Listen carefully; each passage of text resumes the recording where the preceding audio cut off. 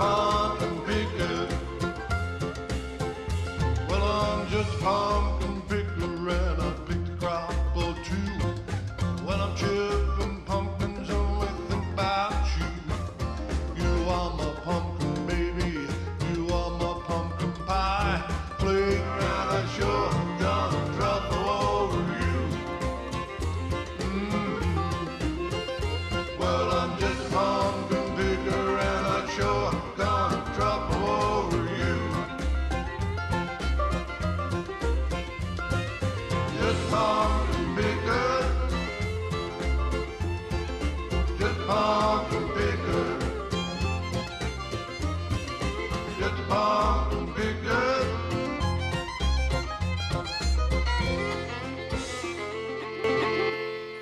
I'm just a pumpkin picker. That song is starting to grow on me. Hey guys, Troy W. Hudson, the voiceover with personality. It is Friday, time for the Voiceover Weekly Stew, live on Facebook, YouTube, and LinkedIn.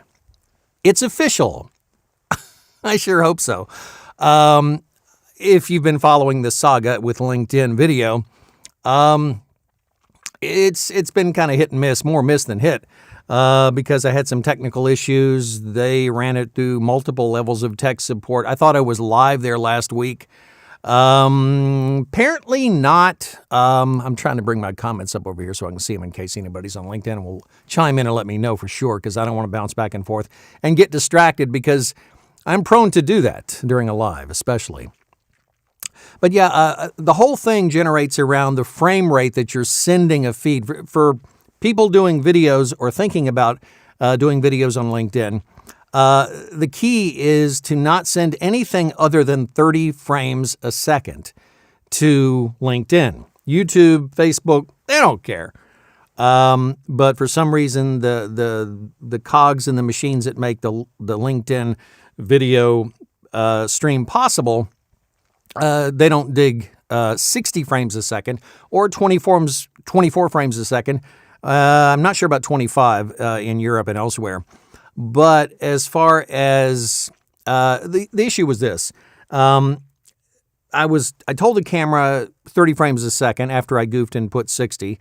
But the software I'm using to generate the stream is Ecamm Live and on my Mac.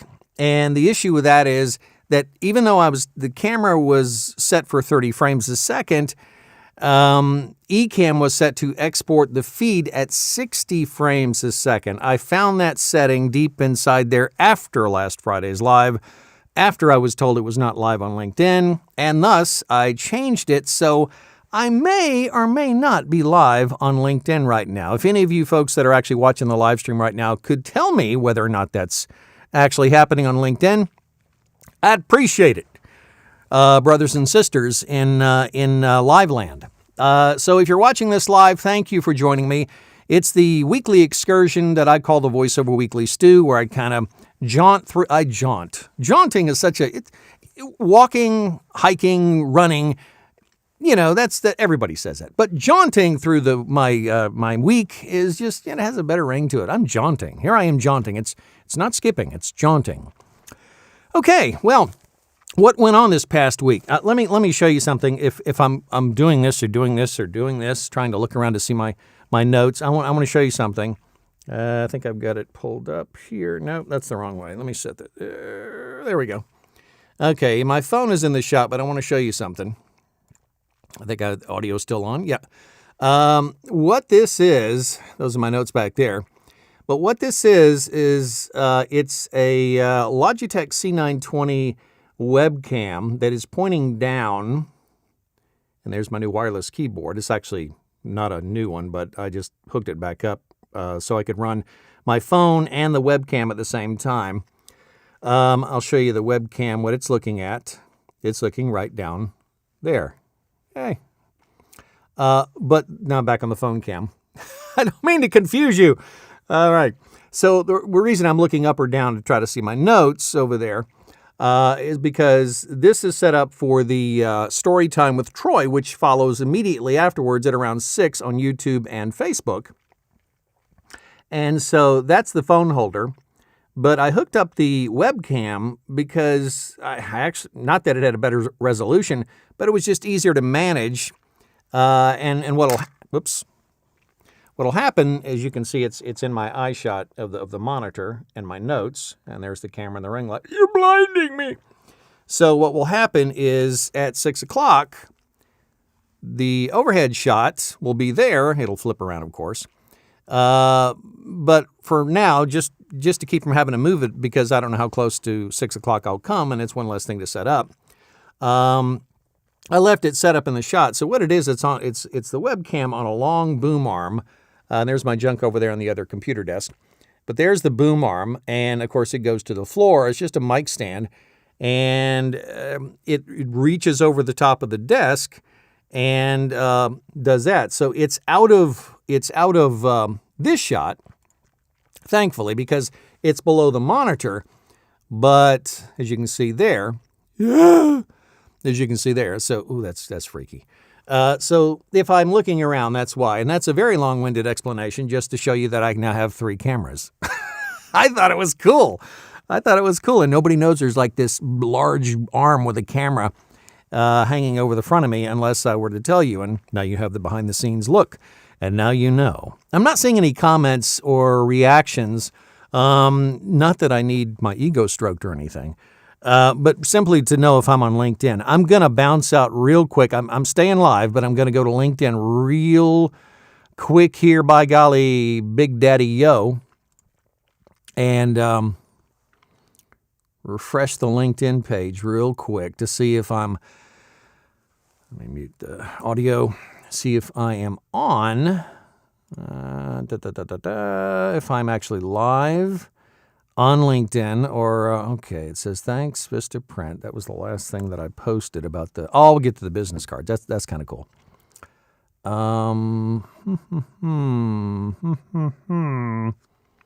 Waiting for broadcast. It says it's waiting for broadcast. I'm not sure what that means.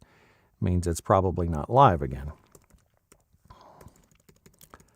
Not seeing it. Don't know why. It says it was supposed to be live stream. Whatever. I may just abandon trying to do it on LinkedIn altogether if I can't get this figured out, because it's kind of pointless to say that I'm on there and then it never works. Anyway, I'll figure it out eventually, or I'll just do Facebook and YouTube and not worry about LinkedIn stream. If you do happen to be watching on LinkedIn, or if you can check it for me, I'd appreciate that. Anyway. So what went on in my VO week? I'm looking over, but I see it. I just pick up the paper, dude. Explainer videos. Many explainer videos. I think people are starting to come out of the holiday lull, I guess is what you call it, in my business anyway. December, January, and latter November, because of Thanksgiving, can tend to be a little slow. It wasn't last year, but this year it's kind of gone back to the way it had been previously. Of course, nothing was normal about last year. I can't find it on LinkedIn. Thank you, Tammy, for checking. I appreciate that. Oh, well, c'est la vie, c'est la va, whatever that means. So, no fun box. Oh, I was going to finish up the week. Yeah, explainers, lots of them. Several e-learning projects, so that's starting to come back. A couple of commercials. One for a restaurant, and I can't remember the other one. I'll go real quick to my calendar. I don't have any samples to play this week. I was hoping to have one, just one restaurant commercial. I was actually hoping to have a rollout, something called a face reveal video, because what I had done earlier in the week is, if that made a bumping sound, I apologize. Kazoo. Can't go a week without showing Kazoo. Kazoo, you should be back here with my mug collection. Stay there. Good boy. I'd done a video with like this thing on my face, completely covered up, or posted a picture of it. And a lot of people had asked me, well, what is that to? What was that for? Were you just like being cute and posing? I was like, no, I wasn't just posing or being cute, because I can't be. What it was, I can't really explain it other than just say it was a face reveal video for a big YouTube channel that's supposed to be rolling out because I've done a lot of voice work, over 300 projects for the Top Think channel on YouTube. And the producer wanted me to do what he was calling a face reveal video, which was like, I'm the voice behind, 300 Top Think videos, and pull the mask down and then do a big plug and push and promo for the new channel.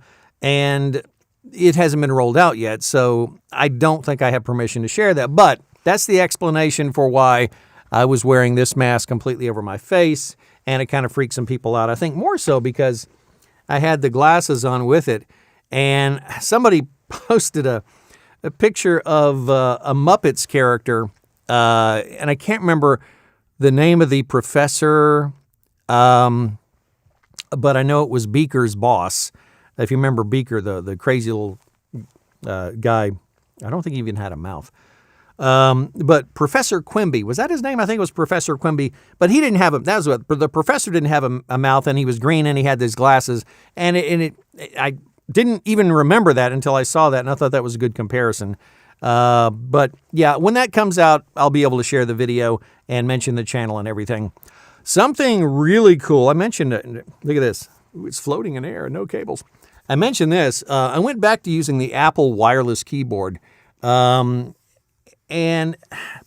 the reason I stopped using it, went back to the wired. Well, let me just show you. I mean, the size comparison to like a full-size Apple keyboard compared to that, you get more desk space. You see that? I'm big. Well, I'm little.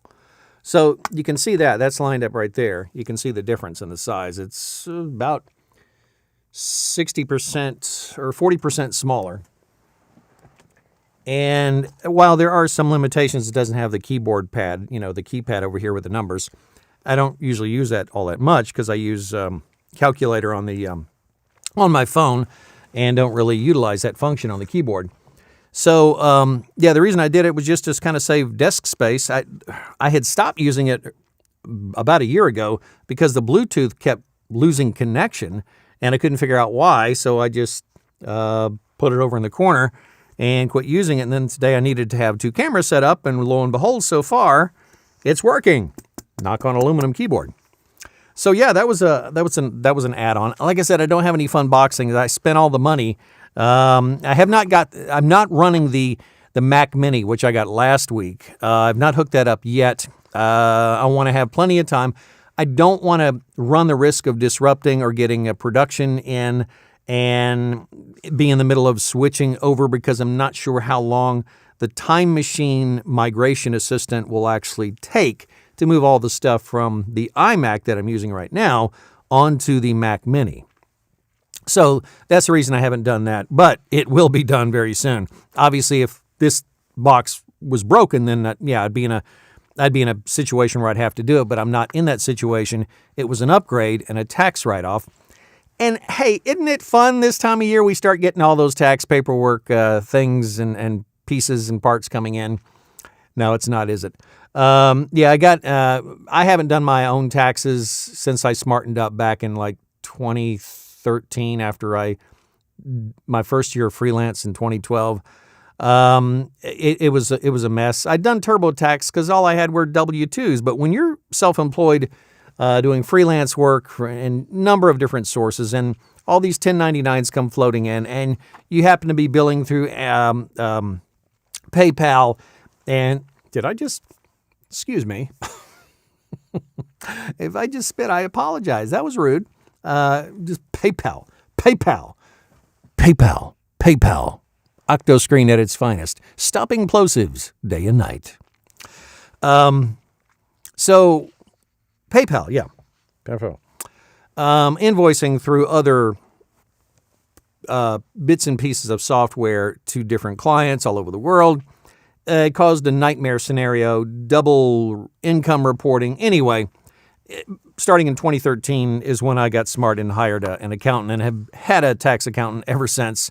It's worth the extra expense and to get it done right so you're not sitting there having to deal with it other than just collecting all your stuff, which is every year I buy like an organization folder. Does anybody else do this?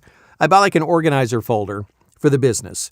And then I promise myself that every month as I print out stuff and collect information and get receipts, I will put them in that month's envelope or that month's folder in the envelope system I've got.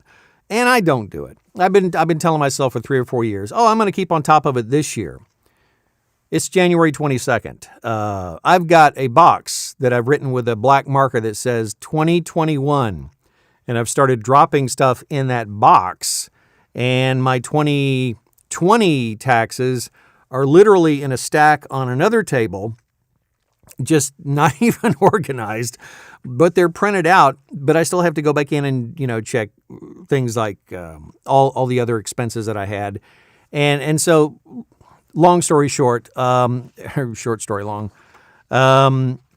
it's not as organized, and it never is as organized, but I can at least get my head around the basic. I know the general income number.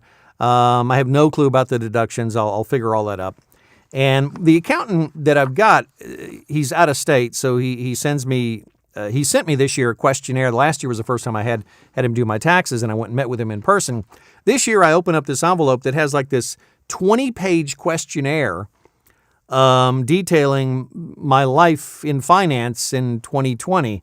And so I think that's probably more efficient to do that than it is to just cipher up some numbers and send it to him like I did last time when I sat down with him. I don't know. But anyway, yeah, taxes are never fun to deal with, but it's that time of year and this stuff starts coming in, and I'm looking at every envelope that says anything that says tax year, receipts enclosed or something like that for charities or whatever it is. I'm immediately grabbing it and sticking it in that pile of stuff and then telling myself at the end of January, which I did last year, I spent like an entire weekend with papers all over the floor. I will get it done this year. Just part of the joy when you're doing your own thing. The freedom and the blessings of having your own business far outweigh the little issues and inconveniences by far. I attest to that 100%. In the middle of the week, I had an interview. I was the interviewee for a new podcast program. The host, Andrew Morrison, spent Tuesday night pre-interview, Zooming with him.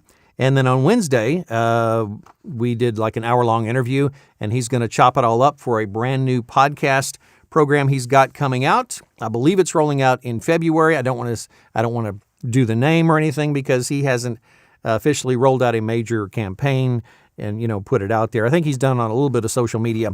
But Andrew Morrison, a wonderful host, a really, really nice guy. About an hour ago, I went to the post office and sent him a thank you mug because that's what you do. That's what I do anyway. And something else. I think, okay, don't tell him this, but he's not watching. One of the things that I really wanted to do or that I was waiting on, let me show you something. Here we go. I'll show you something. These bad boys came in today. Yeah, look at that. I want you to look at that raised lettering. Look at the light gleam going across. A light gleam. Yeah, is that in focus? There we go. Yeah, raised lettering, business cards. I have gone through, I don't know how many iterations of business cards. I've gone through reds. I've gone through blacks. I've gone through whites. I've gone through all different kind. And some of the information, I was never happy. And one day I was like, well, what can I do? Not that I hand out a lot of business cards, but what can I do here to make these pop and just kind of work to where I'm comfortable handing them out in any situation. The back of them got the QR code. Go ahead and scan it. Go ahead and try it if you got your phone. Go ahead and scan it. Is it in focus? Yeah, try it right here. Yeah, go ahead and scan it. Try it. It's fun. Takes you right to my website and the demos. Nice, huh? Okay, enough of that. So it's got my branded logo right there. And I was like, why have I not gone to green business cards? I don't know. But it's got my YouTube. It's got, obviously, the website. It's got the YouTube address, youtube.com/Troy W. Hudson.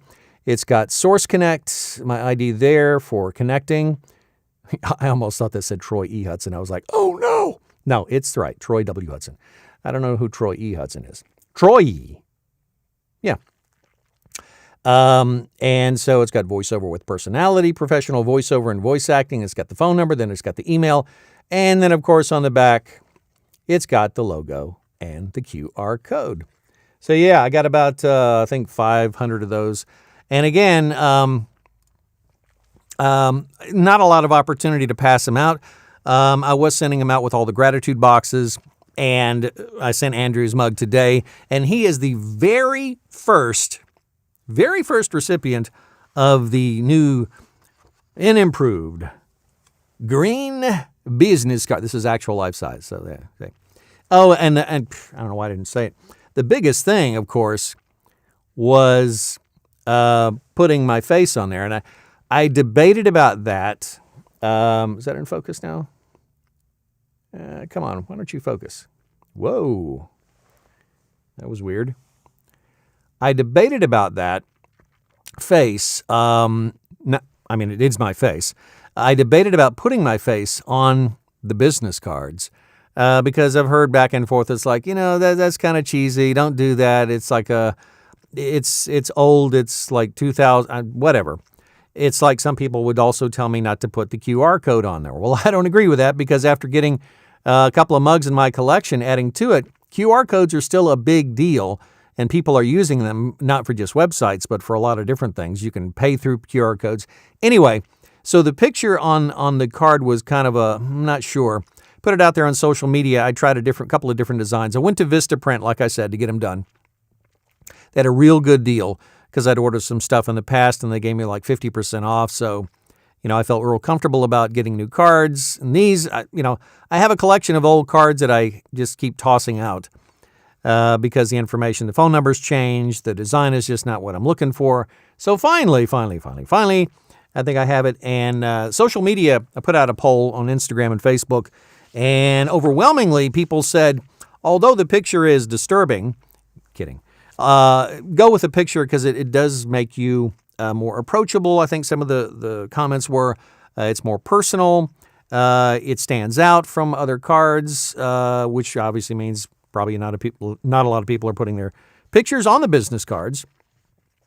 So yeah, anything to help me stand out amongst the crowd.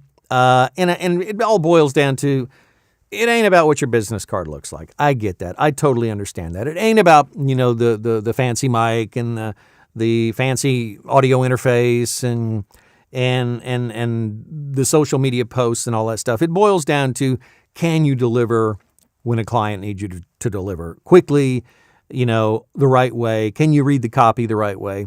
And so I get all that, but we all deal with the whole, as self-employed people, as a self-employed person, we all deal with that identity or that struggle of self-promotion. And I saw a recent post by a coach talking to somebody, interviewing them, and essentially just saying, you need to get over this whole thing about self-promotion. It's part of business. Companies don't cringe and hold back. They try different things in this day and age when they're advertising their stuff. They use different tools. They use what people are using to view media on. But they adapt, and they're always advertising. That's just the nature of business. And as a self-employed person, you really have to get over. I had to get over it myself. Just putting yourself out there and letting people identify with you. It's like you're your brand. You're selling you, essentially. You're selling what you have to offer. And sometimes that's with getting noticed. Sometimes that's with putting your work out there to let people hear it. Sometimes it's promoting other people and events that are not directly related to you, but you are excited about. You're celebrating other people. It's a broad spectrum of things, and so that's something I'm always telling myself. It's like, is that too blatantly self-promotional? It's like, this project or this event or whatever it is, and 9 times out of 10 I come back and say, nope. How I present it is important, what I say if I'm posting on social, because that's where, 99.9% of the stuff I do, because I'm not doing print ads. I'm not doing conventional media ads. So it's 100% really. But putting that stuff out there and being, I'm not even sure where to go with this. Just making sure you're representing honestly what you can do is the main thing. So I talked about the biz cards. I talked about, I know what I was going to do. I also put out on another post, I had a neck gaiter similar to this one, which is similar to that green one. The green one, it's basically the same thing. These are neck gaiters. I wear them as masks. And I had a client ask me to record a script, which was really unusual. Never had this happen, but it's a sign of the times, as I said. They wanted me to record a script. It was a Valentine's Day story, a Valentine's Day project, telling a very heartwarming story about, and I'm not going to go into the details of it, but it was a short script. But they wanted me to read it normally in a storyteller voice and do a couple of characters. And then the odd request was, can you read it in a mask? And I thought at first it was, can I read it?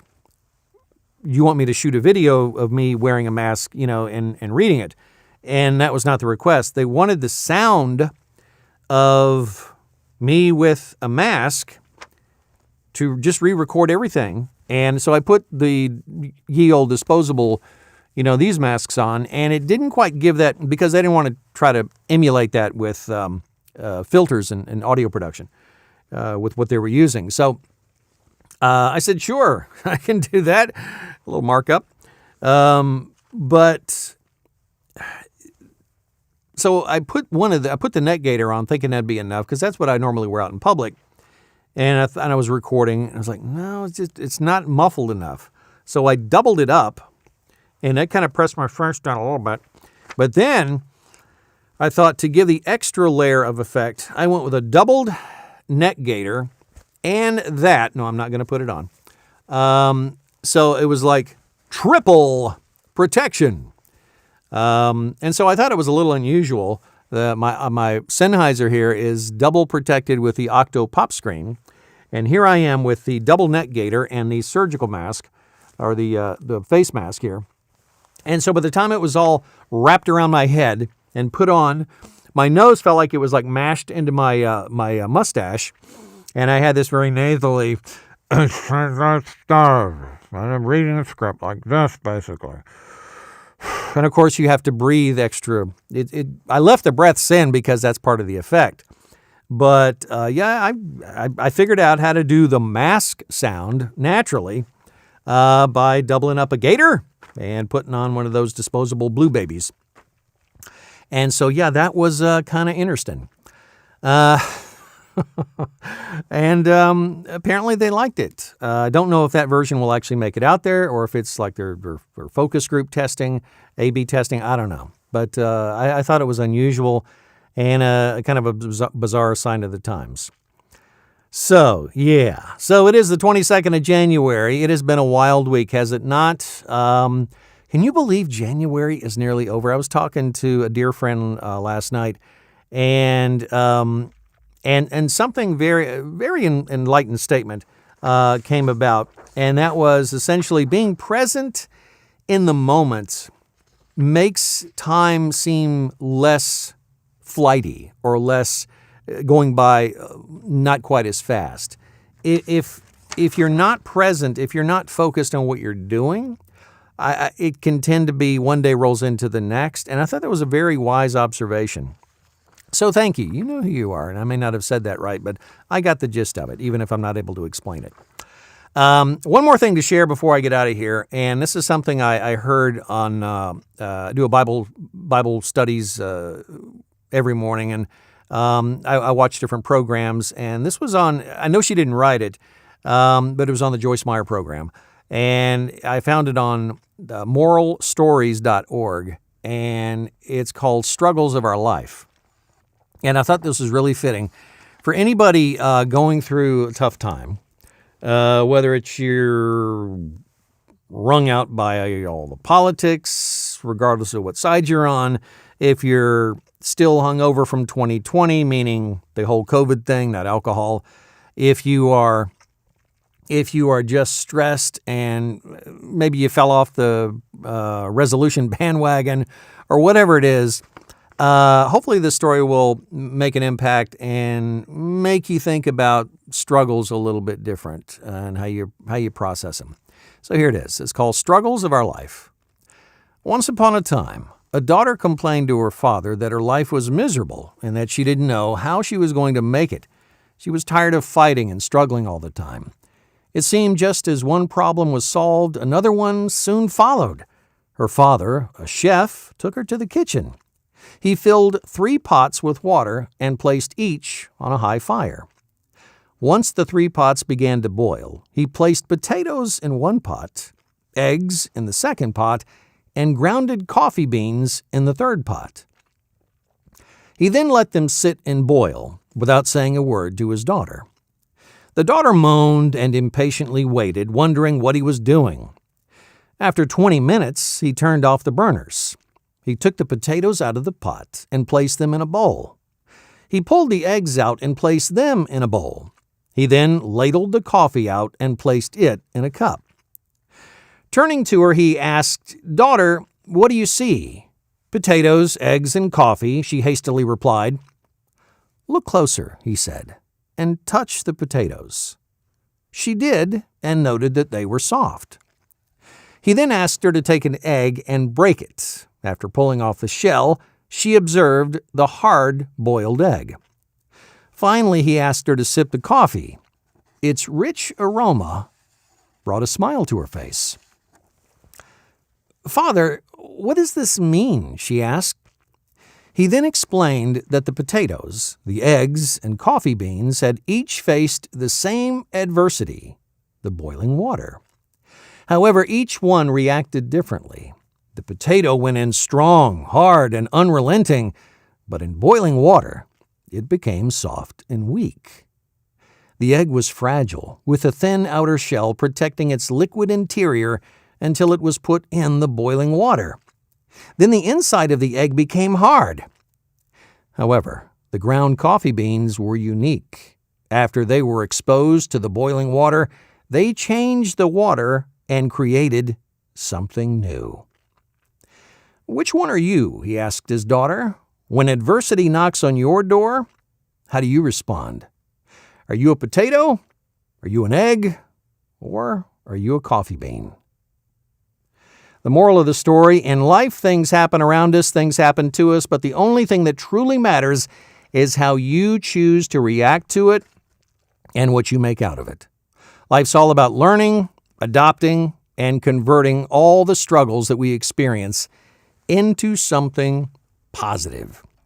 So that story stuck with me. I think I heard it on Tuesday, and it stuck with me all week long, and it's like, if nothing else, at the end of the program on Friday, I'm going to share that. And just in time, because it's just a hair over 5:30, and this young man has to get ready for Story Time with Troy at 6 on YouTube and Facebook. The Foolish Tortoise this week. So yeah, that's all I got. You guys have a wonderful, safe weekend. Be blessed and be a blessing. And if you're here for the story with the youngins, I'll be here at 6 on Facebook and on the personal page and on YouTube. And if not, I'll see you next week on the VoiceOver Weekly Stew. You guys, bye. Just